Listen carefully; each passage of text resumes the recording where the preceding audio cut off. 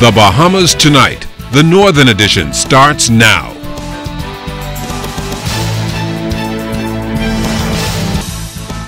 The Bahamas Tonight, the Northern Edition. Good evening, I'm Sabrina Brown. Thank you for joining us. Topping the news tonight, the special VAT team appointed by the government wrapping up a series of town meetings here on Grand Bahama. On Friday night, residents of East Grand Bahama heard firsthand how the new tax system will impact them and the way they conduct business.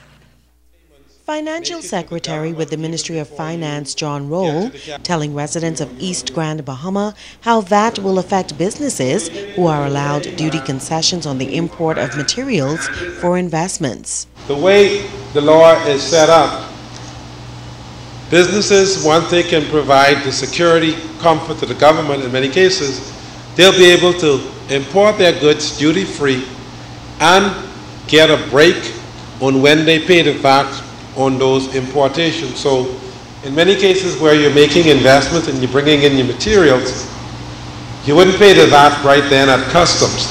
But that's an arrangement you'd have to make before you reach the customs. Customs is not going to just decide to do that.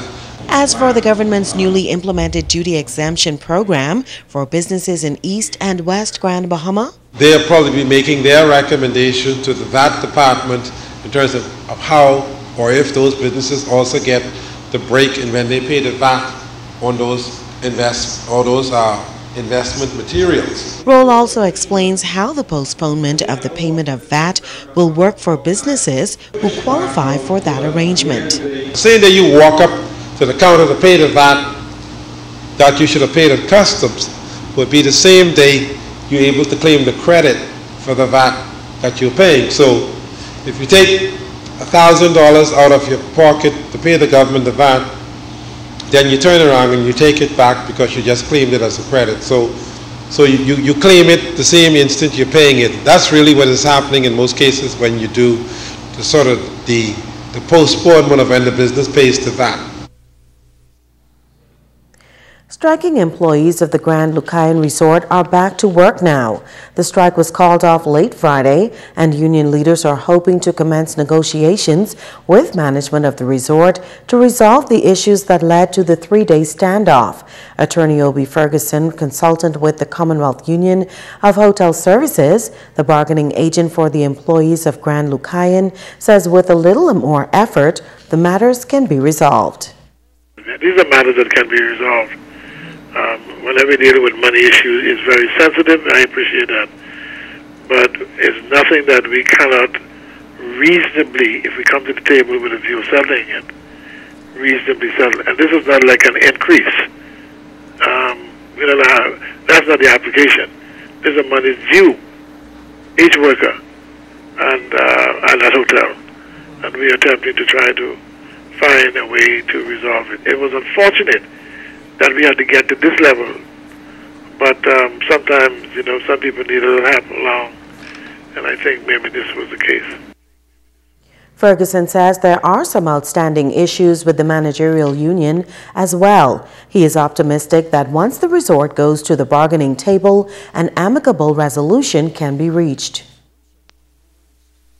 The managerial union, there is a proposal that's been put to the hotel with respect to some issues and for the commencement of negotiations. So I would expect that that is a route that I think we should take. Now, management of the resort has declined to comment. In other news, the Susan J. Wallace Community Center was set to open last Monday for its after-school program, but that did not happen. Reports indicate that infighting within the City of Freeport Council could be the reason. Tonight, the Chief Counselor is refuting those claims. Shashina Roll reports. There's no infighting going on within the City of Freeport Council under my watch. Chief Counselor for the City of Freeport Council, Shavita Campbell, refuting claims that the Susan J. Wallace Center's after-school program opening was delayed last week due to infighting. She says nothing can be further from the truth. There's no infighting going on that would cause the delay. That delay was simple oversight. We would have went to a workshop, a conference in New Providence. At the same time, would have been the same time that we was also planning for the opening, so it was an oversight, and so it was a call that I had to make, and I would have made the call to push it back 1 week, which is today, and everything is ready for us to open, to welcome our children. Our number one care is to provide education to our residents, also to provide that with a holistic approach, and so therefore it's not right for us to open knowing that we're not ready. Campbell says the council advertised that the opening of the after-school program, which was originally scheduled for September 8th, had to be delayed. We would have sent out the same way we would have initially advertised, which was through the Freeport News, and so we would have taken the same route. Parents would have contacted the office, and therefore they would have been also notified by them, by their concerns. And so therefore the City of Freeport Council is open to the residents. It is representatives representing them, and so therefore they are free to contact the office for any concerns. The Susan J. Wallace Center functions as an after-school program free of charge for all students in the Freeport area. She is pleased to announce that despite the 1 week delay, the center is up and running. Shashina Roll, ZNS Network News. A reward is being offered for information on the whereabouts of a stolen vessel over in Abaco. The 27-foot catamaran with two 225 Yamaha engines was stolen from the Conch Inn Hotel Marina in Marsh Harbor between July and September 6th. The vessel, owned by the Bahamas National Trust, is valued at around $210,000. A reward is being offered for the recovery and return of the vessel. If you know the location or have any information on the whereabouts of the stolen 27-foot catamaran, you should contact the police here on Grand Bahama in Abaco or the Bahamas National Trust at 367-6317, 352-5438, 577-3134, 911, or 919. 44-year-old Tommy Lubin of Susie Corner, Hannah Hill, 8 Mile Rock, pleading guilty to burglary and unlawful sexual intercourse in the Supreme Court. Justice Hartman Longley sentenced Lubin to 10 years in prison on the burglary charge and 5 years in jail on the unlawful sexual intercourse offense. Sentences are to run concurrently. The charges relate to an incident that took place in the 8 Mile Rock community in February of this year involving a young girl.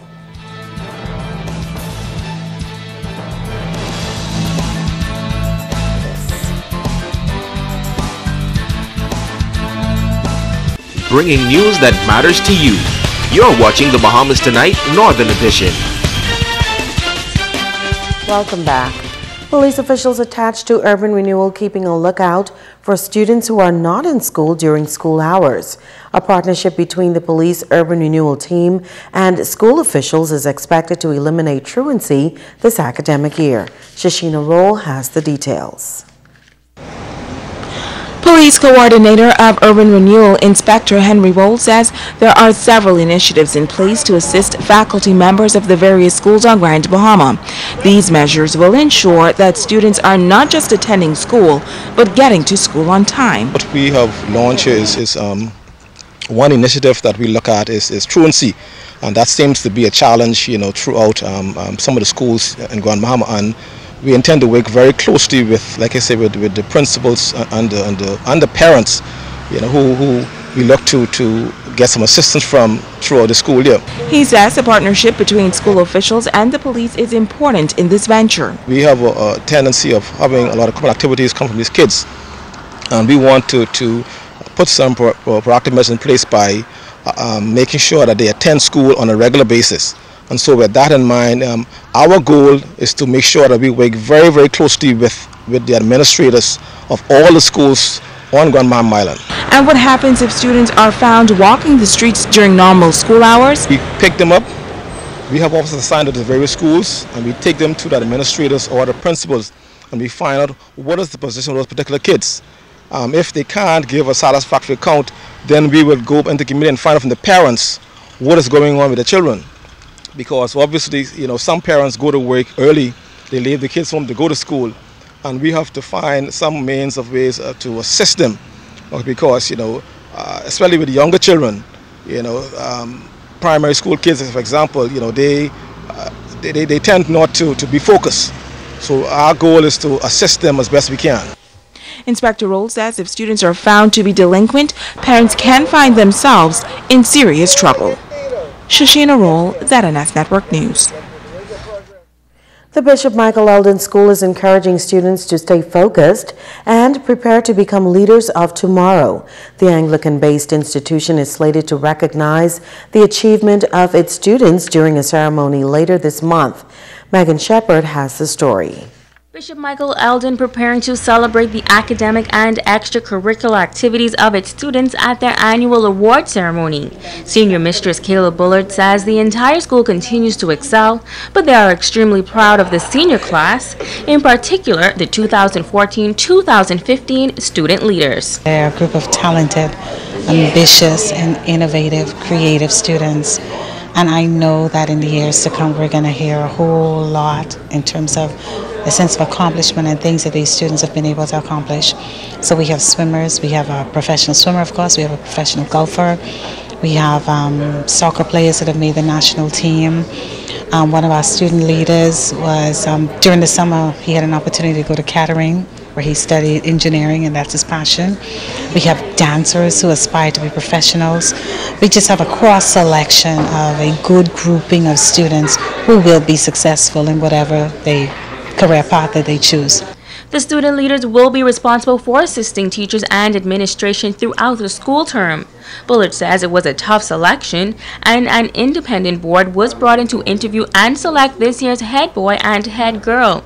Joanna Evans and Miguel Gibson say they are honored for the selection and look forward to the year ahead. It's a great accomplishment, a great honor, and so all of us get to work together and hopefully assist in getting the school to run properly. The award ceremony is always a great motivation for the other students, so even if they didn't do well this year, it motivates them because they see other people that have done well, and so hopefully it'll encourage a lot of students for next year. I'm in JA, GGYA, Interact Club. I referee at girls soccer, and that's about it. But the award ceremony, really looking forward to it because I know that everybody here, we are going to do well. Deputy Head Boy Robert Cartwright and Deputy Head Girl Ava Barrett say they are happy for the opportunity to be student leaders and are also looking forward to the upcoming award ceremony. I was very honored to be elected for the position. I know it's a lot of hard work. I'm looking forward to the year. I know it's going to be tough, but that's what you expect. But it felt great. We're all looking forward to the award ceremony because that's really the time where, like you said, we get awarded for our hard work from the previous year. So it's very exciting because we're all going to do well, and we're looking forward to it. Play soccer. I also sing and professionally write music.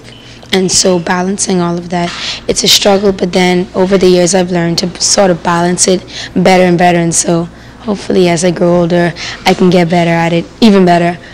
The school's annual award ceremony is slated for September 24th. Megan Shepard, ZNS Network News. Education a major priority for the Catholic Diocese of the Bahamas. As we hear in this report, Grand Bahama is a key focus. The Catholic Diocese of the Bahamas is preparing to celebrate 125 years of Catholic education in the country later this year. Principal of the newly amalgamated Mary Star of the Sea Catholic Academy, Joy Ritchie Green, says the diocese is determined to keep a presence on Grand Bahama despite the fall-off in enrollment. She says excellence remains the watchword at that private institution. We have a legacy of producing excellence in academics, excellence in service, excellence in giving your entire self, not just being mindful of what happens in school, but being people who are in the community. I mean, anyone who would have attended a Catholic school, you check the records. They are people who give service to this country. She says the Catholic school is not just focused on academics, but rather developing the whole student. This year again, we are building character through communities of faith, service, and knowledge. And our tagline is Christ-centered, character-driven. And so we're all about developing the character of our students, the character of our teachers, the character of every single person who is a part of any of our schools. The amalgamation of the two schools resulted in changes to the physical structure as well. The block that has been designated secondary, the doors were hung on the outside into the parking lot so that we can have a distinct entrance for the high school students. The Early Learning Center, again, the doors were hung on the outside to allow for a separate entrance for that area. And the primary school side remained the same in terms of the entrance being at the East Beach Drive. And that's a look at news. But don't go away. Sports is up next with Ricardo Lightborn.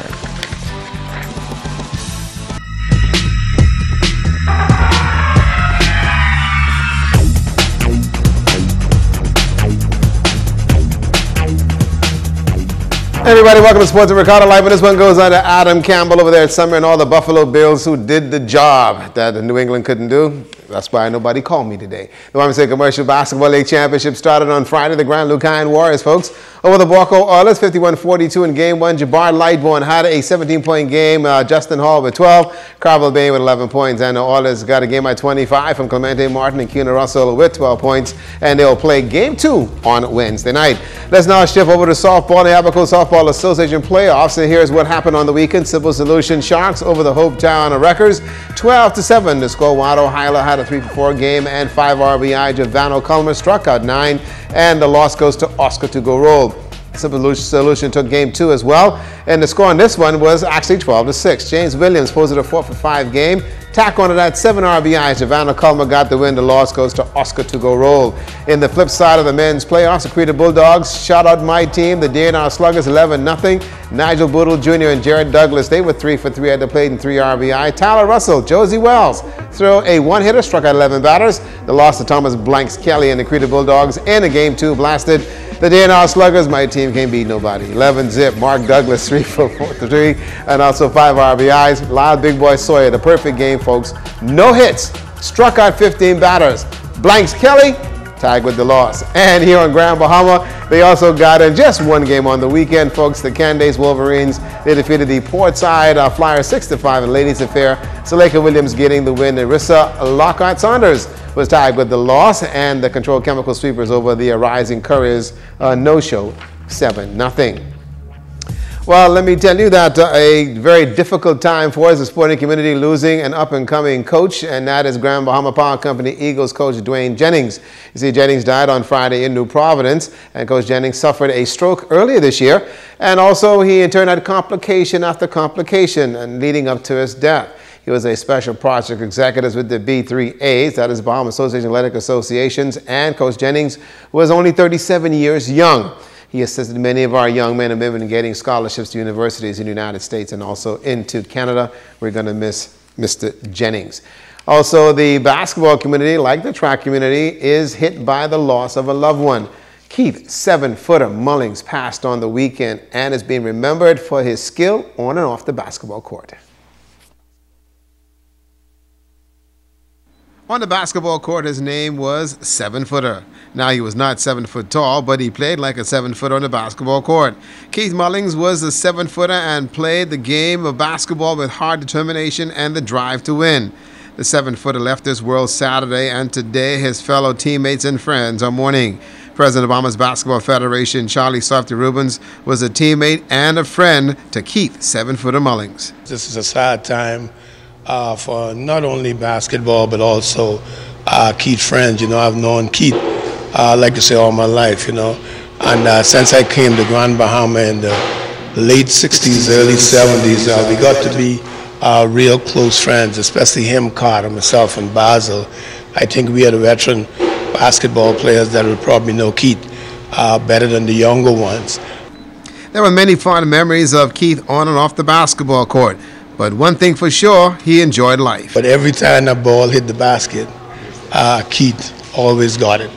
And he lived his life like that. And when he came home, Ricardo had the opportunity to go by twice and say hi to him. And one thing he always told me to encourage me to always lead by example.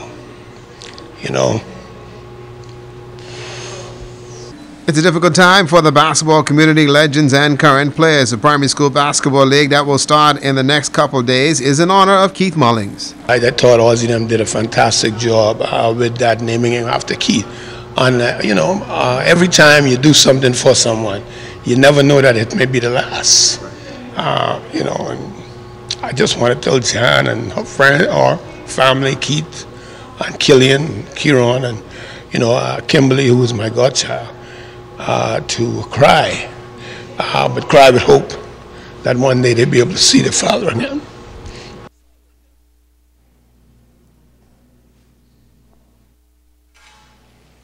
And all of us here in the Northern Service, as well as the Broadcasting Corporation of the Bahamas, extend condolences to the family of Keith Mullings and also Dwayne Jennings. Some great people going too early. That's a look at your sports tonight.